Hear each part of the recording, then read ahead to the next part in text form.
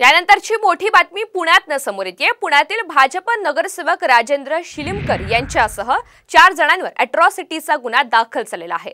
शंकर महाराज मठात दर्शनासाठी चेतन आरडे यांना मज्जाव करत मारहाण करण्यात आलेली होती आणि याच प्रकरणी आता हा गुन्हा दाखल झालाय। मठामध्ये केंद्रीय राज्यमंत्री मुरलीधर मोहोळ अभिषेक करत होते आणि त्यामुळे आपल्याला दर्शन घेण्यापासून रोखण्यात आलं आणि भाजप नगरसेवक शिलीमकर यांच्यासह त्यांचा मुलगा, भाऊ आणि पुतण्यानं मारहाण केली असा शिलीमकर यांचा आरोप आहे।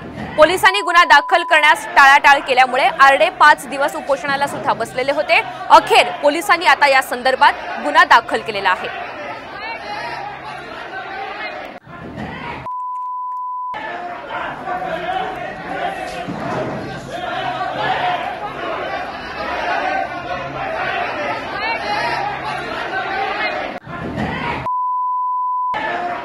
नेमकं काय घडलेलं होतं मठामध्ये याची आपण सविस्तर माहिती ग्राफिक्सच्या माध्यमातून समजून घेऊयात।